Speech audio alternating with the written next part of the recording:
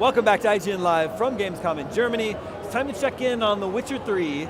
Peter and Fabian are here to give us an update. Hello. Gentlemen, welcome to the show. It's a pleasure, as always. What is Geralt, what's he getting up to today? Geralt's going to be visiting, as we said previously, the underbelly of the game world. We have shown you Novigrad previously, it's been released, so now we are going to show you a more dastardly part of the game world. This is no man's land, and we are deep in the south. Whoa, it's really, really noisy out there. All right, so this is a region ravaged by war and famine with a pretty high probability to stumble upon danger. So we should always be on the lookout. And now we are exploring the environment using our Witcher senses. Geralt is a mutated monster slayer. He has access to these enhanced senses. And previously, our mission giver provided us with information that we'll be looking for a small childlike creature, and we're following his footprints. What do we know about this creature? All right, this is a small child-looking creature, that's all we know, and Geralt is looking for a certain someone, and this creature is supposed to know more about her, so we are going to his abode and trying to lure him out. Okay. So we'll see a small cutscene about Johnny? that.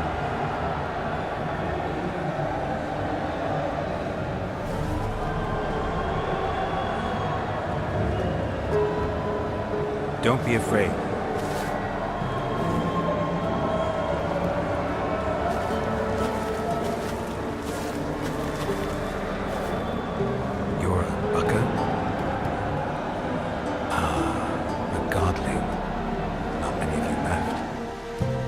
I'm looking for a woman with ashen hair.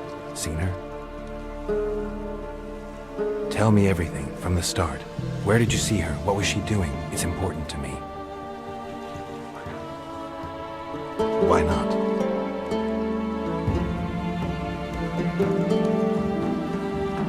Lost your voice? Can I help you somehow?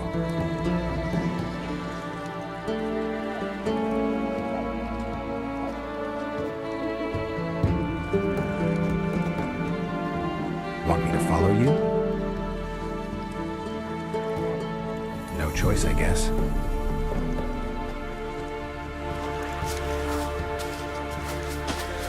Looking after information makes a lot of sense to follow him in this time of woe, so we'll do just that.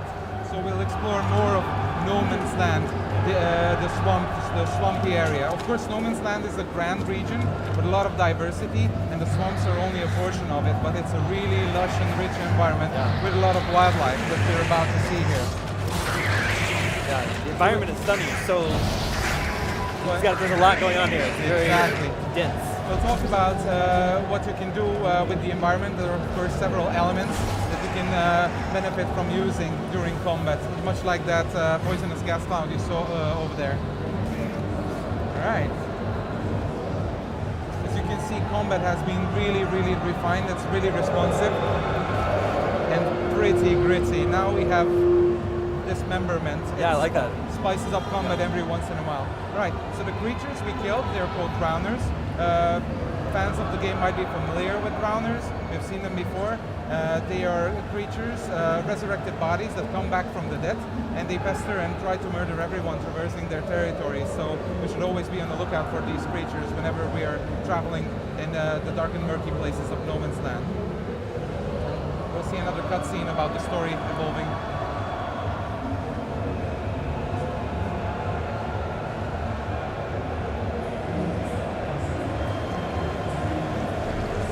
Something's on the ledge? Something that'll get you your voice back?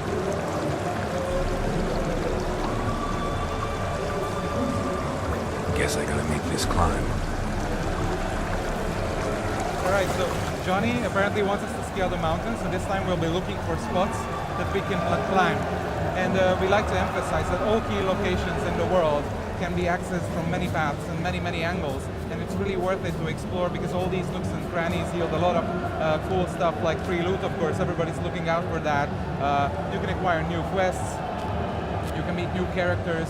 It's really fun stuff to do, of course. And the game region is really, really huge. There's a lot of places to discover. So we're getting closer to the mountaintop and we can see that it's riddled by harpies.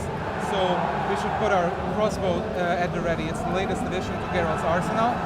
because we of course have a lot of distance to cover, and we want to cover it sometimes with a lot of offensive power. So crossbow comes in handy. Sure. So now we will find these harpies. This will use a lot of magic. We call them Witcher signs. And there are 5 types of them available to us. And you can do two variations of each. You will see that we have a fire spray at our disposal, a powerful air blast, a lot of cool things with different characteristics. Alright, so we killed the harpies. They are much like crows, but only slightly bigger and slightly more annoying. They like to take shiny objects from their prey. So it's really worth it to check out their nest. We'll probably find what we came for. And yeah, we can take a minute to appreciate the view. The game world is pretty huge. That tree over there is pretty far. It's like 30 to 40 meters tall, like a 10-story building. And Novigrad, the city we mentioned earlier, is 14 times further away to the distance. So it's incredibly big. And now we're going to get back to Johnny. We got what we came for, and as you can see, we're taking a different path because we really like to emphasize there is absolutely no linearity between quest points. You can always disengage and do other things, partake in activities that the open world offers. So let's give him what we came for. Here.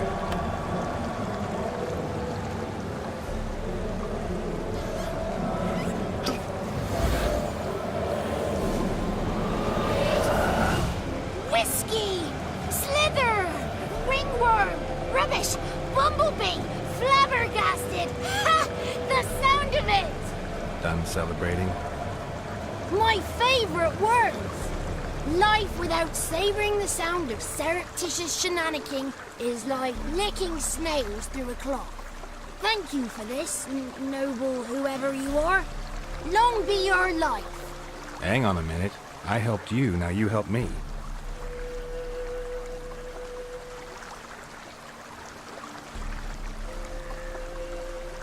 I'm looking for a young, ashen-haired woman. See anyone like that? Did I ever? Remember it as if it were yesterday. Soon as I woke, I went to empty my bowels. My favourite part of the day. Defecating to the sunrise. Downright glorious. Suddenly, heard a bang. So loud it couldn't have been me. And that lass appeared. Out of nowhere. Young, ashen-haired. Just like you said. Wounded and panting to boot. She raced off towards the children's hut. Quick as if the crones were after her. I yelled some unpleasantries. She disturbed my morn. Sadly, I'd lost my voice, so I don't think she heard me. Maybe whoever lives in those huts will know something. Oh, that old hag don't speak to strangers, and you're a stranger. Will she talk to you? I have spoken to her, got my ways. So be it. You helped me, and I'm no bore. Come with me. Roles in the full game, of course. All right, so he's got his voice back, and we always like to tell the audience when we're presenting that we'll let them decide whether that's a good thing or not. Most importantly, we got more information about the ashen-haired girl that we are looking for in the storyline, so we'll follow him once again to wherever he's taking us. And you can get a good look around the swamps. You can spot a nice big beast in the distance. Like, these are the creatures that we can hunt for. It's just a sneak peek of all the adventures that are available to us. How far into the game would you say this is? I wouldn't want to say. I don't want to give you any specific idea about the amounts of contents. Like, this is part of a rich storyline, of course. And we are, Geralt is trying to talk to the ladies of the woods. And getting through to them is pretty tricky. So this is an old lady that works as basically a receptionist for the ladies of the wood, and she's a moody old lady, so it takes special effort to get through to her. So Johnny's doing his best to let us talk to her. You shouldn't have called. It's not good for you. The woman I asked about earlier. Forgive me, Gran, but this fellow absolutely must talk to the ladies. No. She's not allowed. Please, it's important. The fellow will be quiet. Gran, please hear me out. I found little Yagna when she got lost, did I not? Did I break Jenny's fever too? I did. I ask anything in return? No. Didn't even fuss about my stolen voice. Well, now I want something. Gran, help this fellow. Because otherwise he'll pester me day and night, even during potty time. His lass is missing. Perhaps the ladies can help find her, eh? Well, since you put it that way, Johnny, I'll help him. Come with me. Gained access to the ladies of the wood and we get a chance to talk to them. They are a very, very powerful presence here in this environment. They basically rule over the nearby communities. So it's going to be really cool and interesting when we get to know what kind of people they are. Actually, this is their hut. I really dig this place. I think guys building it did a really good job establishing a good mood. And I absolutely love that painting in the back. Who are the ladies of the wood? Sorry? Who are the ladies of the wood? They are the ladies of the wood. But there's a lot more to come than that. So right now, the old lady is kind of channeling the ladies of the wood, at least what they represent right now. And she's going to call her, summon them so they can talk to Geralt. So Geralt can ask them questions. They're like witches in the swamps.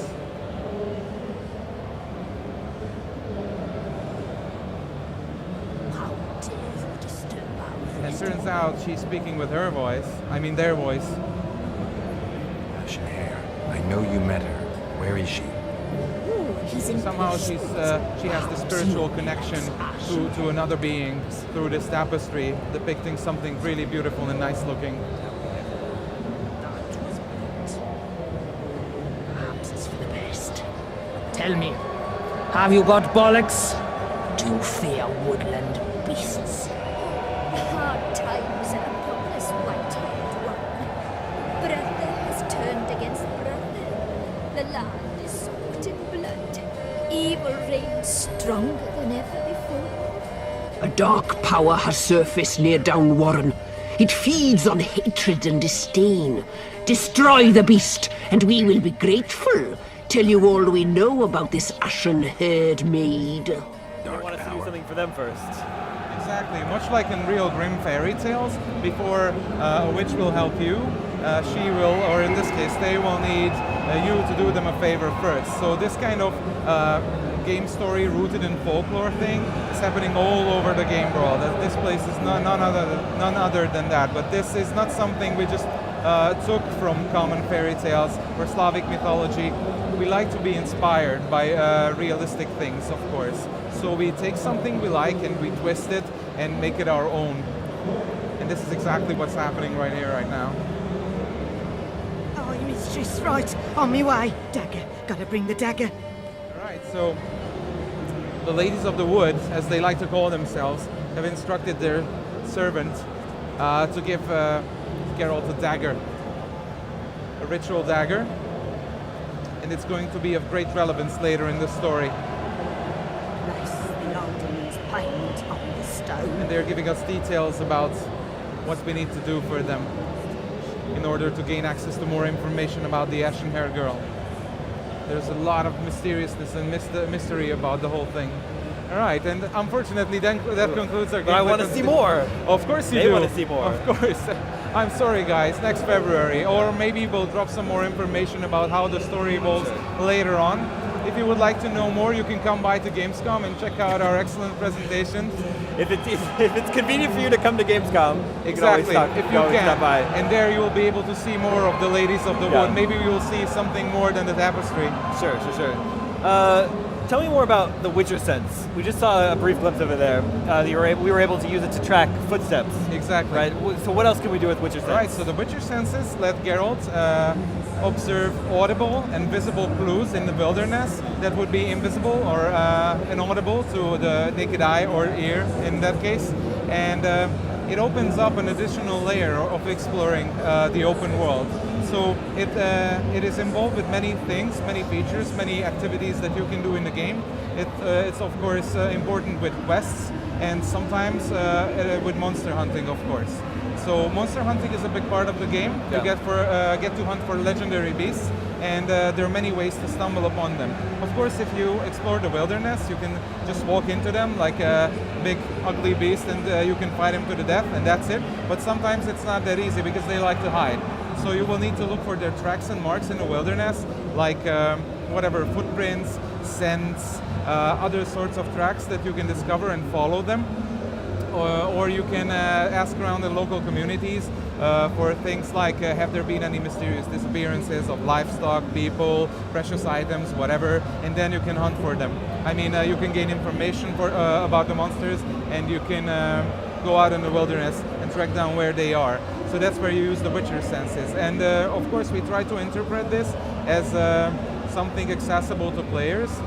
So we will indicate things that you need to discover by things that rhyme well with the environment, yet are easy to observe for the players.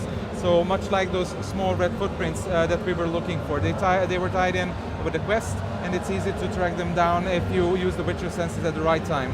I see. Fabian, I've heard the monsters' powers and abilities will change with the day and night cycle, is that right? Yeah. Can you explain how that works? He's always the one to explain, but Okay. I'm just here to watch because I heard that the IGN guys will always ask these tricky questions, reveal all the secrets. Yeah.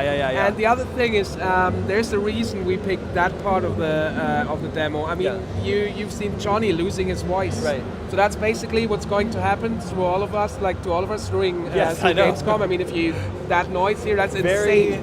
Very loud around here, Fando, so he's the one to answer. Okay. And I'll interfere. All of a sudden, Okay. if you're really close to getting that secret, I'll just drag him out of the picture. We'll see. Okay, we'll see. He's my spirit animal that I like to take with me on every interview. He has that ritual dagger waiting behind him. I got a little button where I can actually Exactly. taste him. So tell me about the monster skill. ability. Exactly. So the time of day is a very, very important part of the game. Of course, it can affect many, many things. Quest availability, all sorts of behaviors of NPCs maybe, and most importantly beasts. Like the time of day can make some beasts stronger, some creatures weaker. It might affect the health and agility of, for example, vampires. All these things are rooted in popular folklore. So you will encounter things, attributes, and effects that make sense, right? So werewolves, for example, are much stronger during a full moon. So that's how the time of day will affect their strength. Yeah. So if it's night and if it's a full moon, they're going to be super strong. So either you want to pick a different time of day, or you want to prepare with some sort of concoction to counterbalance that benefit that they are building on, building their battle strategy on. Sure. So yeah, that's how it works. How long does the day and night cycle run in the game? You can fast forward at any time. You have the meditation screen, which allows you to fast forward time, so you have a full control. And of course, time passes during your real exploration.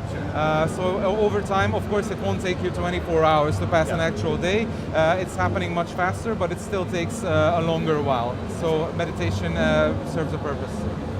And what about sea combat? I heard that's in the game. Sea combat. Is that okay? Is that okay to talk about?